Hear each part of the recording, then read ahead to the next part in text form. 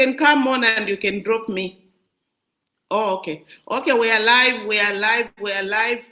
Today is a very special day, and we just want to go on. We've got a special guest who is going to be taking Mondays in line with what we believe in. She's a super powerhouse, and she's coming with a very big background. This background is just, you see people small in their own space, but when you read about them, they are so huge behind the scenes. Just taken advantage of this big behind the scenes, that we bring her out here so that we can be able to share the nuggets and the wheel of life. And she's taking a very big wheel of life, which is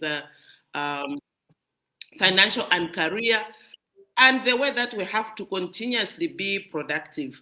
And without wasting much of your time, this is not my day, but we've given it up to Ruth to be able to share into the productivity of the things that we need to do on a daily basis. As you know, we are big on mindset change, but she is here with productivity, budgeting for productivity, and I just want her to introduce herself and go ahead and make the show count. Over to you.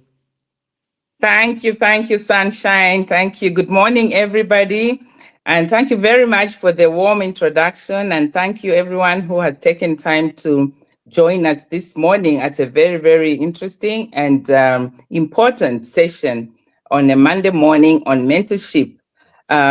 This morning, as Sunshine has said, we are looking at a particular part of the wheel of life that talks about financial and career.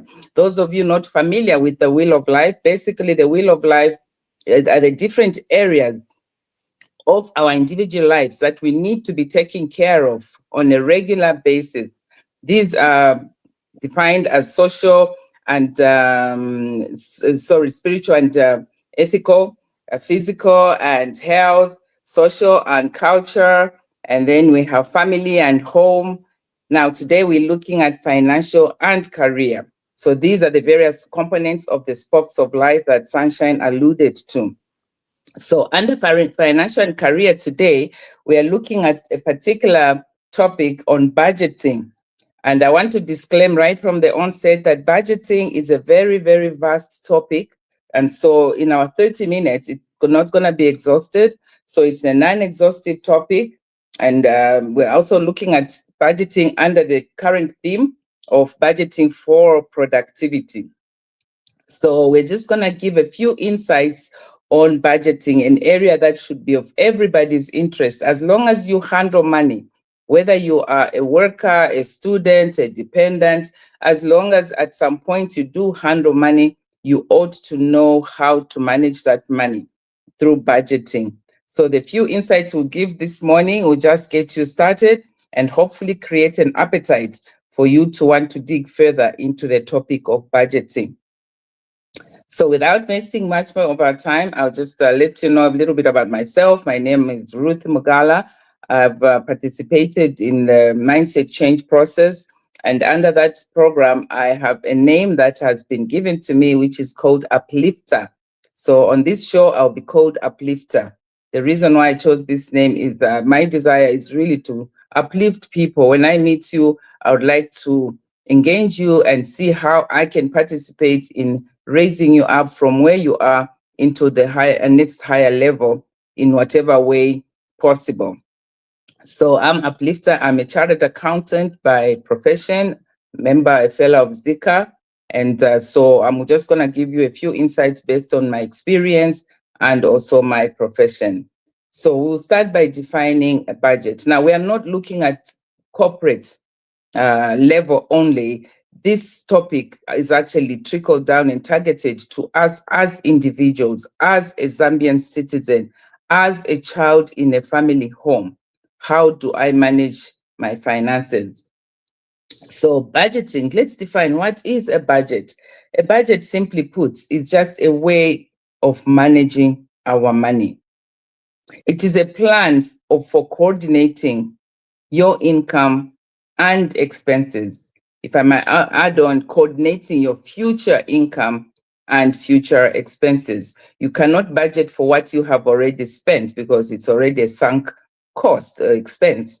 We only budget for what is to come so that you know how to manage that money when it comes. So this budgeting is done prior to actually earning or handling that money. And so simply put, it's something that helps us look at the future. How do we look at our future? Moving from being a reactive spender, where you just spend like chimbi, no plan, you just get up, go in a store and start spending. But you spend intentionally, where you are purposed on what you are going to put your money to, where you already know as you go in the store, you're going to skip certain aisles because that's not for you. You are focused on the aisles that you are actually targeting that particular moment. So in short, budgeting really calls us to be good stewards. And stewardship is everybody's responsibility. Those of you who are believers on social and ethical, we talk about faith. And those of you who hold values, you should know that as a steward, you are accountable to somebody. It can be to your God, it can be to your parents, whoever it is that has entrusted you with your resources. I would like to also start with two verses from the Bible. I'm a Bible believer, and these verses are from Proverbs chapter 6, verse 6 and 8. Sorry, two portions of scripture. This one talks about an ant. It says, "Go to the ant, you sluggard. Consider its ways and be wise. It has no commander, no overseer, no ruler. Yet it stores its provision in summer and gathers its food in the harvest." Even an ant can plan. What more for us human beings? And then the second one is Proverbs 21, verse 5. It says, "The plan of the diligent lead surely to abundance, but everyone who is hasty comes only to poverty." So planning is beneficial. Planning is profitable. If you do not plan, you could lead yourself into poverty. So I want to talk about budgeting in these various subtopics. One, an awareness to budgeting. Two, prioritizing. Three, budgeting for productivity. Four, the area of saving, a component of budgeting. And lastly, the review of budgets. So I have defined what a budget is. Basically, it is a plan. So when you have a plan, you have to now start thinking, what am I budgeting for? It's the money that you earn. So there are two sides to a budget. So one side is the income side, the other side is the expenditure side. Usually, when you compare these two sides, the income side, in most cases, is usually smaller than the expenditure side. So I always remember that little insect which has a small head and a big bottom. So the big bottom is your bucket of expenses. The small head is your little bucket of your sources of income. Now, when you look at the income side of your budget, we are talking about where your money is coming from. It could be your salary if you are full-time employed or part-time. It could be business income if you run a business. It could be your side income if you get income maybe from other sources, maybe inheritance or whatever it is that you may be blessed with. If you're a student, it could be your pocket money. All that is income. And your expenses, of course, this is enormous. And all of us have different levels of expenditures. So your expenses can be anything ranging from very big expenses like rent, transports, school fees for those of you with children going to school, utilities, electricity, water, groceries, and all the likes. All these will come under expenses. Now, when you talk about tracking your expenses, yes, tracking your expenses. This is where, if you've never done budgeting before, this is where you could start from. List down all the things that you're buying on a daily basis. As long as you have a little book in your bag or your phone, just keep listing down anything, regardless of the amount, big or small. Just continue listing as you are spending every single day, and do it regularly and consistently. This will be helpful for you to start tracking, to see where your money is actually going. And after that, you can now start your budgeting skills, because now you know what to spend your money on. So even without tracking, if you already know what to spend your money on, you can get started with your budgeting. So the first thing that you find is that budgeting helps you create an awareness of what you are spending your money on. And this is a very, very good step towards improving your financial discipline. Get to know what you're spending your money on. Once you know what you're spending your money on, now you want to start to prioritize. Prioritizing is simply looking at all your different expenses and see how these expenses can be categorized. Those that are most important should rank top on your list. Now, I have a little tip that I give to people that I help with budgeting, and this is where we look at your expenses under 3 categories. The first category is what we call the must-dos. And then the second category, should-dos. And then lastly, the could-dos. Now, this is just simple English. Must-dos. These are those expenses that you have absolutely no choice on whether to spend on or not. And also no choice on how much you spend on them. They're basically essentials. These are mandatory expenses. They are usually predetermined. They cannot be deferred. They cannot be negotiated on. What kind of expenses would these be? These would be, for instance, for a Christian, the Bible implores us to tithe 10% of your earnings. It's non-negotiable. God says we should give back to him the 10%. It belongs to him. If you don't, you're actually robbing God.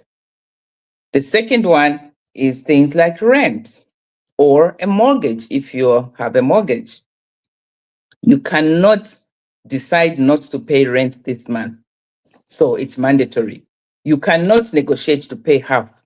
You cannot negotiate not to pay at all. Your domestic worker's salary, if you've engaged a worker, that is a must do. And if you have a loan and you've been given a monthly repayment plan, the monthly repayment amount is also a must do. So these are the must do expenses. These will rank top on your budget. So list down in all these categories, in this particular category, all those expenses that you consider must do's for yourself. Then we move on to the should do's. Should do's are those expenses that you have no choice on whether to spend on, but you can work around how much you spend on them. For instance, groceries. They are mandatory, yes, but they are not predetermined like the must-dos. And they also cannot be deferred. They can be negotiated on, unlike the must-dos. Groceries. You just have to choose what to buy this month. You don't have to spend 5,000 kwacha on groceries. You can spend 3,000 depending on what you need to get. So you can look for cheaper brands also. You can substitute your favorite expensive brands for cheaper ones, or you can choose to not use electricity because ESCO has become very expensive. Use malasha or a gas cooker. So these are the should do's. Then you have the last category, which are the could do's.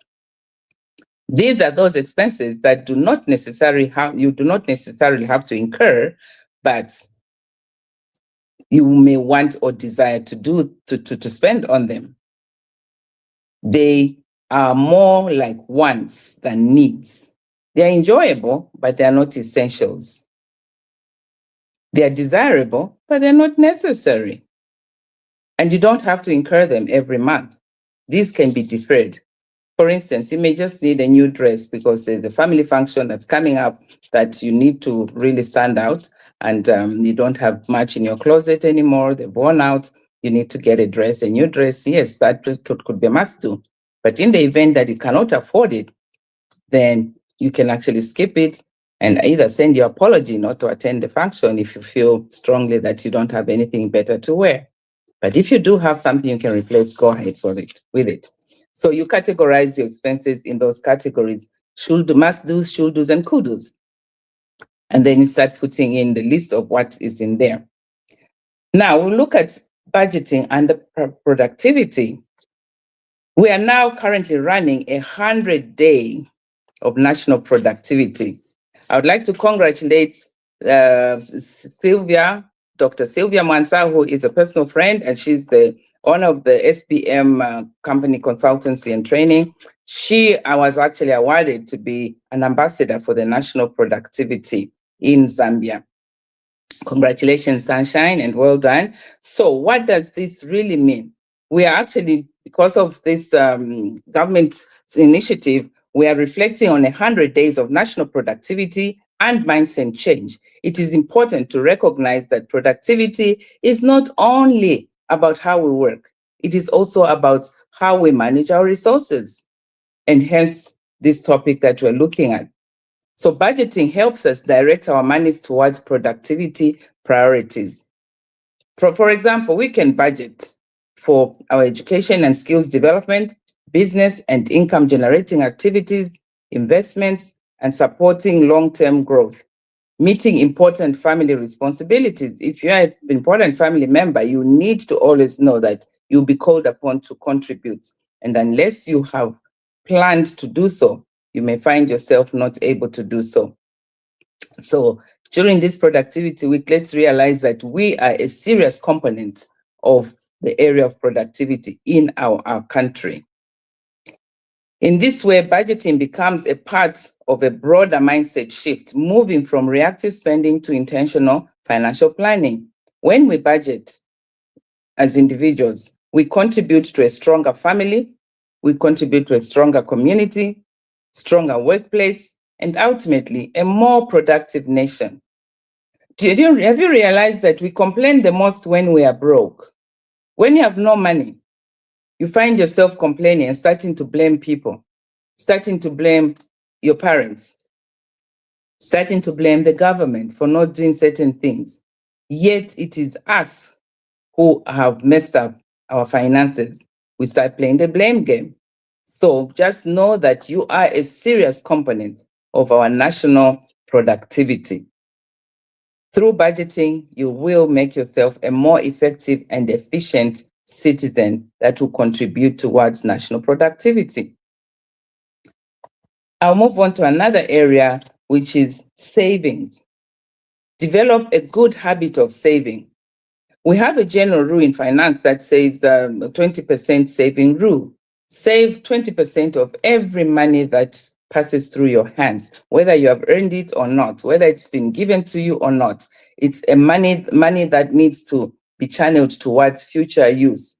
And remember, we talked about productivity, where we are looking at setting aside money for business and income generating activities. It all builds up from the little that you save on a monthly basis.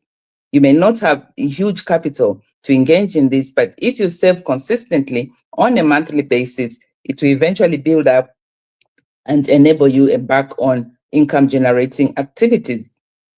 You should also save enough to keep an emergency fund. If you're a person of responsibility, this is not a choice. This is a must do. Emergency fund has to be built because you need money at some point or another when you least expect to do so.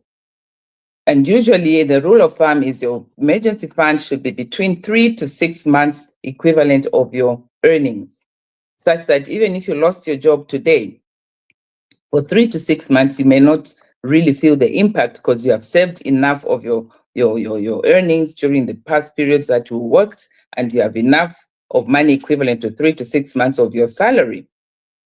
And then one thing you ought to also do as a responsible citizen is to prioritize your retirement. Start thinking retirement before you reach retirement age. And this is what we are big on at SBM Consulting. We help prepare people think and plan for their retirement before you actually get to the retirement age. So many people try to save only from what remains after they have spent. But this is not the right approach. The right approach is you plan to save, because if you plan to save from what remains, you'll find that there's absolutely nothing that has remained after you've spent all your money. So plan to save. Let your savings be top on your list. Your should be a saving. A better approach is to decide in advance how much you will save. Like I said, you could choose 20% or whatever, and set that amount aside long before you actually start spending. As soon as the money hits your hands or your bank account, remove the savings. If possible, instruct your bank to transfer that money in a standing order. There are many factors that could affect our ability to save. One is your income level. Two people with different levels of income will not save the same amount. Your age, younger people tend to save less amounts than older people because they have a long way to go before they retire. Older people are now in the fast forward track. You need to save much more money than the younger people. And also your financial situation. If you are heavily in debt, of course, it will impact how much you save. So your strategy will be to play around your debt elimination. And this is another topic that we'll be looking at on this program on a particular Monday that will be assigned in line with the national productivity that we are looking at.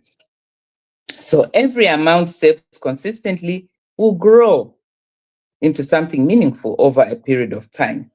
And lastly, on this topic, we're looking at a review of your budgets. Now, budgets are not static. They are evolving. They should be changing. And you should be in a habit of looking back to what you have done in the past. When you have done your budget in this month of, say, March, you run your budget in the month of March based on your March income and expenses.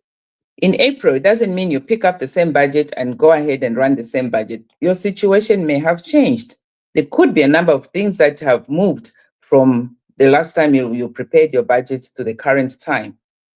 Your income, for instance, may have changed, be it upwards or downwards. Your responsibility may have increased. Maybe you have a new member of the family, a new baby has been born, or you have a dependent that has been adopted by yourselves after a funeral of a relative. There's a child whom you have adopted to take into your home. Or your priorities have shifted. You are no longer working. You don't anymore need money for transport. Now your priority is to engage yourself in other activities. So there are many factors that can cause change on your budget. So have a habit of reviewing your budget. See how you can readjust your budgets to suit your current situation. So review your budget regularly. By doing so, you will remain intentional and responsible with your finances. So I'll take a few moments to reflect on some questions that I would like you guys to look at if you are listening on this show and participating with us today. Do you really know where your money goes to every month? Have you cared to check to see where you are spending your money? If you haven't, this can be the beginning. Are you being a good steward for what has been entrusted to you? So don't look at a budget as something that will restrict your money or whatever you feel like you're being controlled. In fact, budgeting helps you manage your money and not money managing you. It is you who's driving your money where it should go and not your money taking you where it wants you to go. It is all about ensuring that your money supports the life and goals that you want to build in your life. So I'd like us all to really look seriously into this area of budgeting. Are you happy with the way you have been spending your money in the past months, past years? Are you where you should have been had you been budgeting for your money from the day you started work? I'll be very happy to share a testimony that I personally started budgeting from the first salary that I ever earned. Maybe because of my career as an accountant, but that doesn't stop anyone else who's not an accountant from budgeting. I have been doing that ever since I earned my first salary. And now I'm in my retirement age. I have absolutely no regrets because my husband and I have worked very diligently in this area of budgeting and of stewardship of what the Lord has entrusted us over the years. And if you equally are interested in that, you start now. It's never too late. Regardless of your age, start now. It will still make a difference. At SBM Training and Consulting Institute, we believe that financial transformation happens when people receive knowledge, guidance, and mentorship. Now, this doesn't come automatically. It's something that you have to be intentional about. So we are inviting you to check on us and see how you can participate in building yourself in this area. Through our financial mentorship program, individuals can learn how to build stronger financial habits, develop effective budgeting skills, set meaningful financial goals, improve their financial decision making. All this is taught at SBM Training and Consulting Institute. I have myself gone through the program, and it has really made a difference in my life.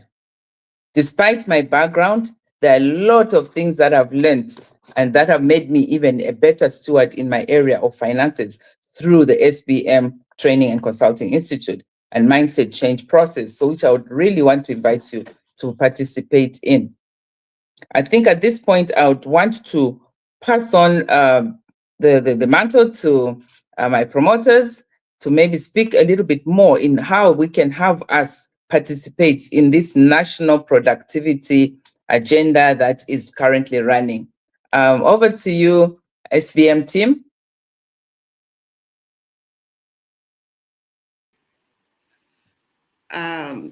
Thank you so much. That was so wonderful. I was busy taking notes and posting on my LinkedIn page. I am so excited. This is really so great. It is so great. And this is how we actually make things happen. This productivity ambassador role has really, like for me, it has opened my mind, like what we're even talking about budgeting. What are you prioritizing? So if you do not have resources, just talk about the things that you're going to be able to do to shift. As you budget, as you say, okay, at SBM Training and Consulting Institute, there are these programs that are there, but right now I cannot afford. So start saving little by little, but we just want to ask everyone else to just start this productivity at personal level so that, at the end of the 100 days at least, because we have to give a report of the 100 days of activism, productivity activism. And for us to be able to do that, we'll need each and every individual to help us, to be part of the game, because this is a national agenda. They want productivity. In Zambia, we were so shocked when the Honorable Minister was telling us that Zambia is at -3% in productivity. And this is why they actually enrolled, us to be able to share into their focus and their vision to say, how can we be able to do this? And, the ministry alone cannot be able to do that.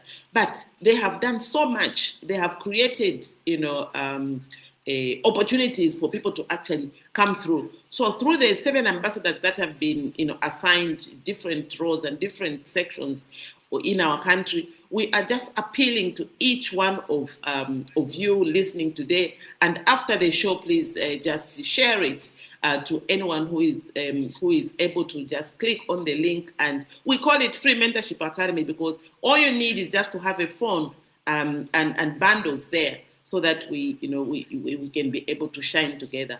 For us, it is not actually free because these services, we pay for it, but we give it up as our corporate social investment to see how we can help others as we help ourselves. So these are some of the areas where we are actually just sharing with you and say, come with us so that we can be able, to manage, we can be able to do the small things that we are able to do. Like those ones that are going to see my post this morning.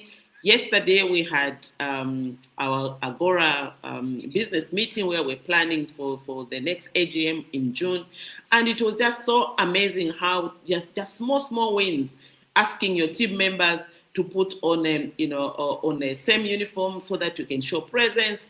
And how people now just engage and make sure that these are the areas where just small things, happen. And even in there, you actually make up your mind, am I part of the solution or am I going to be a problem? So if you are always going to be part of the solution, you are in productivity.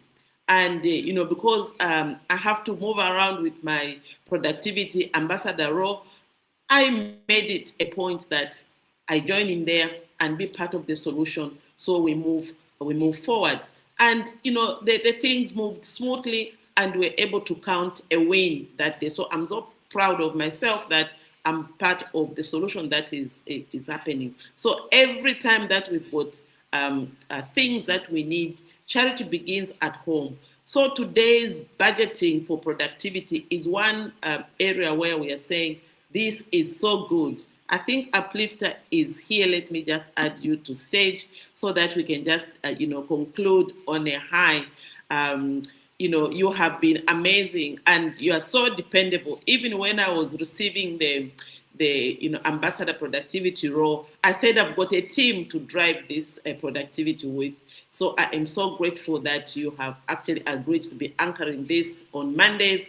And I'm going to socialize it to my team so that next time you can actually interview or you can speak or can have a conversation of the other ambassadors so that we can make this. And also maybe the PS can come through, or the productivity chief can come through, or anyone who is willing to use the platform for us to be able to do this productivity as we carry on in the 100 days, because we need to write a book. So we're going to send out a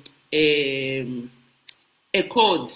Is it a code or is it a link where we want people to be sharing their stories so that we can come and include them in our 100 days? So thank you so much, Ruth. Please, we can say bye-bye, and you can also close. Thank you.